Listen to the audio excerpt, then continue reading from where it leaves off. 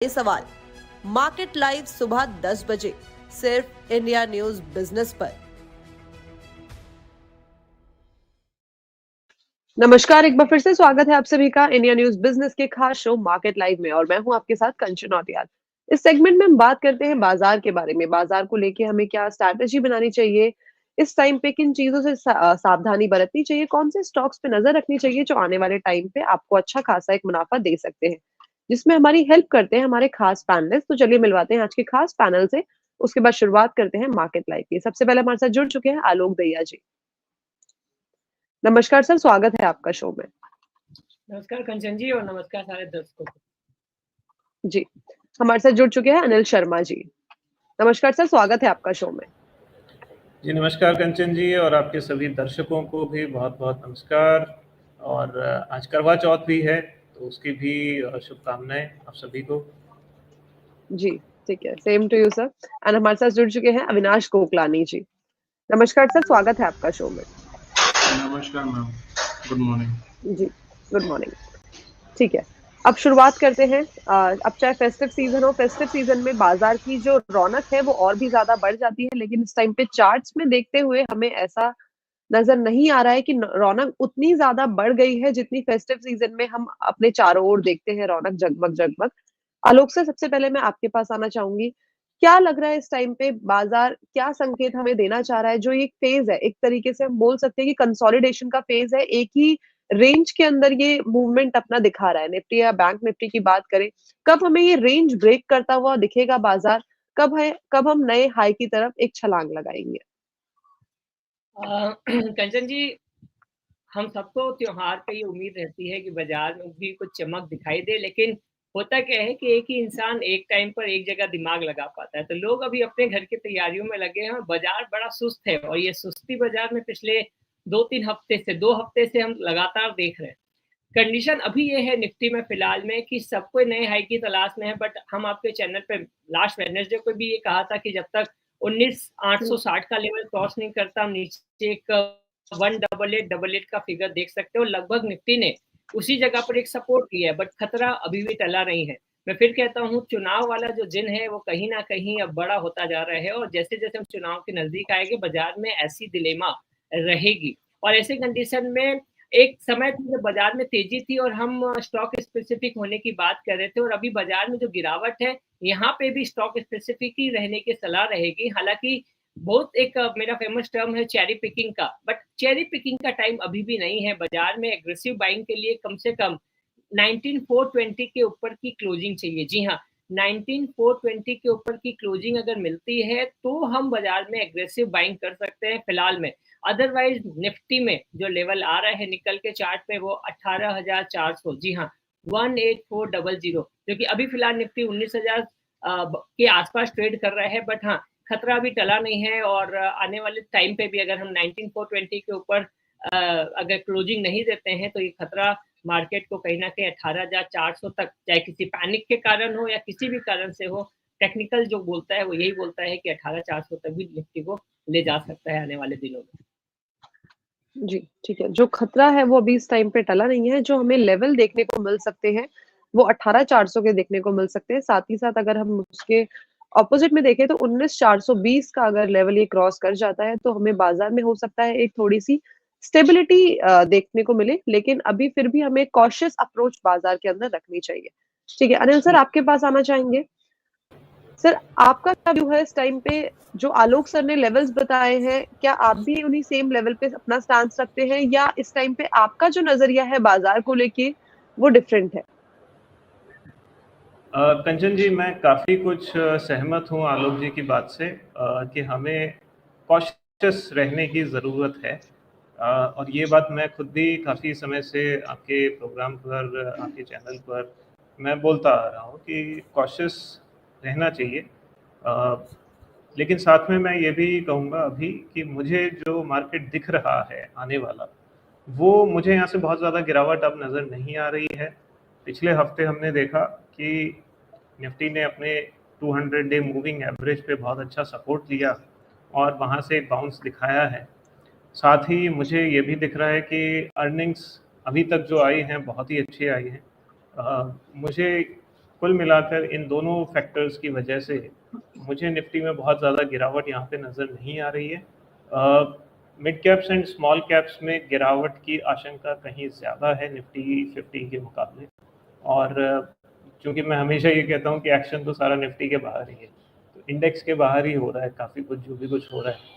तो ये चीज़ भी सही है कि मिड कैप्स वगैरह में काफ़ी कुछ हो सकता है, काफ़ी उठापटक चालू रह सकती है, जैसे ही हमने पिछले 2 हफ्ते में देखी है। वो ट्रेंड आगे भी कंटिन्यू रह सकता है। काफ़ी अच्छे स्टॉक्स हमने देखे हैं, उनकी बहुत अच्छी तरीके से पिटाई हुई है पिछले 2 हफ्ते में, और जो काफ़ी ओवर वैल्यूड थे।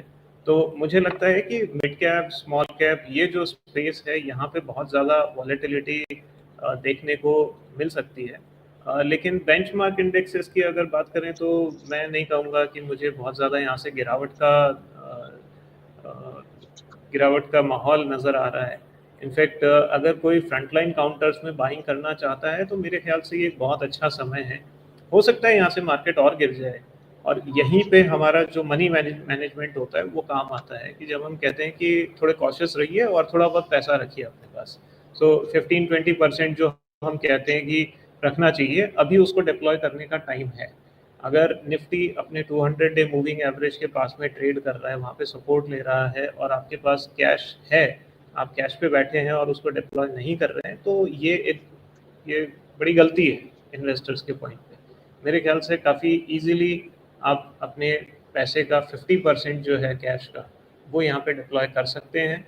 और अगर आप थोड़े और कंजर्वेटिव हैं, थोड़ी और डाउन साइड देख रहे हैं ड्यू टू इलेक्शंस और वॉर और एनी अदर रीजन, 1/3 एटलीस्ट यहाँ पे मेरे ख्याल से डिप्लॉय करने का टाइम है। जी, ठीक है। तो इस टाइम पे बाजार को लेके, बैंक निफ्टी को लेके सर ने अपनी राय बता दिया है कि इस टाइम पे आपको किस तरह से मनी मैनेजमेंट करना चाहिए, साथ ही साथ जो निफ्टी के लेवल्स हैं वो आने वाले टाइम पे क्या देखने को मिल रहे हैं। अब चलते हैं सीधा अविनाश सर के पास। अविनाश सर, कैसा लग रहा है बाजार का मूड इस टाइम पे? क्या संकेत हमें बाजार दे रहा है?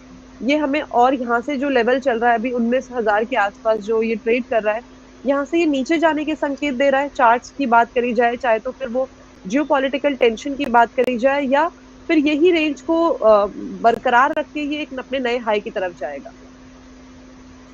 मैम, अगर चार्ट की बात करें तो चार्ट ने एक बहुत बेसिक सा एक पैटर्न जो है वो ब्रेक कर दिया है, जो है हायर हाईज और हायर लोज का। और अब जो पैटर्न बन रहा है वो है लोअर लोज और लोअर हाईज का, जो एक बेसिक फाउंडेशन है टेक्निकल एनालिसिस का। और जो लास्ट फ्राइडे और मंडे को जो हमने एक अपट्रेंड देखा, वो वॉल्यूम में बहुत ही स्लैक था। तो हम ये अज्यूम कर सकते हैं कि it's just a bounce back, एक थोड़ा सा रिट्रेसमेंट था एक डाउनफॉल मूव का। और अब मेरे को यही लग रहा है कि ये अभी एक वापस से नीचे का ट्रेंड शुरू कर सकता है। आज FOMC का मीटिंग है, क्या फेड का डिसीजन आएगा अभी कह नहीं सकते। मेजर प्रोबेबिलिटी यही है कि वो पॉज करेगा, लेकिन जो बॉन्ड यील्ड है वो अभी भी ऊपर ही जा रही है। काफ़ी सारा US ट्रेजरी में सेल है, तो अगर कुछ नेगेटिव कमेंट आ गया तो हो सकता है रात को अमेरिकन मार्केट्स डाउन हो और कल हम भी वापस नीचे का डाउनवर्ड ट्रेंड वापस से एक रिज्यूम करें, और एक 18,800 के तरफ वापस एक बार टेस्ट करने जाएं। मेरा पर्सनल व्यू ये है कि हम लोग 18,600 और 18,400 के बीच में जाके कहीं पे एक बॉटम क्रिएट करेंगे। हो सकता है कुछ जियोपॉलिटिकल न्यूज़ आ जाए, ईरान वॉर में इन्वॉल्व हो जाए, और जिसकी वजह से थोड़ा नीचे आए। कल एक न्यूज़ ये भी आया है कि इंडिया वेनेजुएला के साथ ऑयल का ट्रेड का कुछ सोच रहा है, तो वो क्लियर इंडिकेशन है कि शायद हायर लेवल्स पे कुछ उनको लग रहा है कि टेंशन बढ़ने वाला है मिडल ईस्ट में। तो एक ऑयल को जो कंजम्पशन है इंडिया का, उसको हेज करने के लिए आई थिंक सो वो लोग वेनेजुएला का भी रास्ता ओपन कर रहे हैं government, because we are the second highest consumption of oil हम लोग करते हैं। तो आई थिंक सो वो मेरे को एक नेगेटिव लग रहा है मार्केट को लेके। तो मेरा व्यू तो अभी भी बेरिश ही है। 18,600 18,400 के बीच में लग रहा है कि वहाँ पे एक बार मार्केट आना चाहिए। तो लेट्स सी। जी, ठीक है। तो अविनाश सर का जो व्यू है वो बेरिश व्यू है। आलोक सर वापस आना चाहते हैं आपके पास। सर, जैसे कि हम देख ही रहे हैं कि इस हफ्ते फेड की भी मीटिंग है पॉलिसी की, आपको क्या लगता है कि क्या नतीजे निकल के आ सकते हैं और उसका हमारे बाजार में हमें क्या असर देखने को मिल सकता है? कंचन जी, फर्स्ट ऑफ ऑल सॉरी, बहुत कम लोग ये बिलीव करते होंगे कि सही में कोई आदमी ऐसा है जो सिर्फ टेक्निकल मीन्स टेक्निकल पे नजर रखता है, और विश्वास करिए यही खूबसूरती टेक्निकल एनालिसिस की है कि सारी न्यूज को एब्जॉर्ब कर लेता है। देखिए अल्टीमेटली क्या है कि अब जो माहौल है वो माहौल कहीं ना कहीं, चाहे आप किसी भी ग्राउंड पर ले लीजिए, चार्ट अपने आप में इंडिकेट, क्योंकि चार्ट है ना आप और हमको सबसे पहले ही इंडिकेट कर देता है कि बाजार में लोगों का सेंटिमेंट क्या है। तो it's a very good combination of sentiment as well as technical अपने आप में। तो चाहे कुछ भी फिगर निकल के है, चाहे किस पेड की मीटिंग के कारण से हो, या मिडिल ईस्ट के टेंशन के कारण से हो, या हमारे इंडिया के चुनाव को लेकर हो, कुछ भी करके अभी फिलहाल जब तक सेंटिमेंट वाइज 19,400 के ऊपर का क्लोजिंग नहीं मिल जाता, 19,420 का इनफैक्ट फिगर मैं बोलूंगा, तब तक आप ये मान के चलिए कि either go for sale for rise, या फिर आप कहीं ना कहीं ये संभालिए अपने पोर्टफोलियो की कहाँ पर अब थोड़ा बहुत एक्यूमुलेशन किया जा सकता है। तो ये दो बातें बहुत इंपॉर्टेंट निकल के आती है। और जैसा कि अनिल जी ने बोला कि सबको करवा चौथ की बधाई दी, तो मैं बता देता हूँ बाजार भी अपने आप में एक छलावा है। करवा चौथ की जो स्टोरी है वो छलावे से जुड़ी हुई है, तो बाजार में भी अपने आप में एक छलावा है। आपको अगर बाजार में किसी को माल सप्लाई करना है तो वो पैनिक करवा के वो माल सप्लाई नहीं कर सकता। वो ये जो बैक टू बैक छोटी मोटी ये जो रैली आ रही है, जहाँ पे हमें लग रहा है कि यस बाजार यहाँ से रिकवर कर रहा है, वहीं पे फिर से सप्लाई की जाएगी। तो इसीलिए sell on rise will be the best idea, as well as चाहे कुछ भी पॉलिटिकल हो या नेशनल लेवल की कोई भी न्यूज हो, चाहे इंटरनेशनल हो या नेशनल हो, इन सब के हिसाब से अभी तक जब तक 19,420 का लेवल क्रॉस नहीं कर जाता, हम यहाँ से करीब करीब 18,400 तक के लिए रेडी हो रहे हैं। तो थोड़ा सा कॉशियस रहना चाहिए। जी, ठीक है। तो ये जानकारी ले ली है कि चार्ट्स पे हमें ये चीज़ें देखने को मिल जाएगी। चार्ट्स में पहले ही ये चीज़ें डिस्काउंट हो जाती हैं, चाहे वो ग्लोबल न्यूज़ हो, चाहे वो नेशनल या जियोपॉलिटिकल न्यूज़ हो, तो उसके हिसाब से सर ने लेवल्स बता दिए कि आपको कैसा व्यू रखना चाहिए। ठीक है। अनिल सर वापस आपके पास आना चाहेंगे। इस टाइम पे अगर हम किसी सेक्टर की तरफ नज़र रखना चाहें, किसी सेक्टर पे बेट लगाना चाहें, तो वो कौन-सा सेक्टर हो सकता है? इट इज़ नॉट लाइक कि हाँ, वो हमें 100% रिटर्न देगा ही, बट हाँ, एक हमारे लिए सही अप्रोच की हाँ, उस सेक्टर को हम अपने नज़र में बना के रख सकते हैं, जो आने वाले टाइम पे एक अच्छा खासा प्रॉफिट देने का दम रखता है। जी कंचन जी, ये सेक्टर्स, इन सेक्टर्स के बारे में तो हम ऑलरेडी काफ़ी डिस्कस कर चुके हैं। मुझे फार्मास्यूटिकल सेक्टर बहुत अच्छा लग रहा है, वैल्यूएशंस बड़े अट्रैक्टिव हैं वहाँ पे, डिफेंसिव सेक्टर है और वैल्यूएशंस जैसे मैंने कहा बहुत ही अट्रैक्टिव हैं। साथ में अर्निंग्स में भी इम्प्रूवमेंट हमें लगातार देखने को मिला है, तो मैं फार्मा के साथ जाना चाहूँगा। साथ ही आईटी सेक्टर जो है वो काफ़ी अच्छा है और इसमें थोड़ा दबाव रह सकता है। फार्मा सेक्टर की तरह नहीं है ये कि कम्प्लीटली डिफेंसिव है। आईटी सेक्टर जो है कई सालों में पहली बार एक बहुत अच्छे रेजिस्टेंस को मीट कर रहा है, तो यहाँ पे हमें cost pressures and demand pressures दोनों ही नज़र आ रहे हैं। लेकिन अगर आप पिछले 15-20 साल की एक सेक्युलर स्टोरी देखना चाहते हैं तो वो आपको एक आईटी सेक्टर में ही देखने को मिलेगी। तो मेरा बहुत फंडामेंटली स्पीकिंग मेरा बहुत स्ट्रॉन्ग बिलीफ है कि ये सेक्टर आने वाले दिनों में काफ़ी अच्छे रिटर्न्स देगा और इसके अंदर ऑब्वियसली कुछ आउटलायर्स होंगे, कुछ अंडर परफॉर्मर्स भी होंगे, लेकिन अगर एक सेक्टर की बात करें तो मेरे ख्याल से अभी भी इसमें काफ़ी कुछ जान बाकी है, बहुत अच्छे अच्छे रिटर्न्स इसमें देने बाकी हैं। और मैं ये बात अगले 6 महीने के लिए, अगले साल के लिए नहीं कह रहा हूँ, I am talking about 4 years 5 years kind of thing.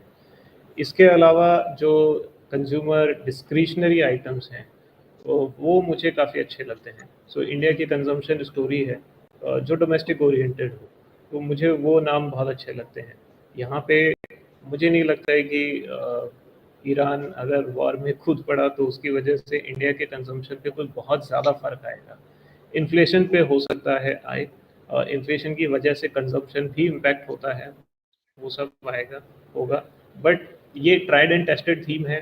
हमने पहले भी इस तरीके के शॉक्स एब्जॉर्ब किए हुए हैं, मुझे इसमें कोई डाउट नहीं है, फुल कॉन्फिडेंस है हम गोइंग फॉरवर्ड भी इस तरीके के शॉक्स को बहुत इजीली एब्जॉर्ब कर सकते हैं।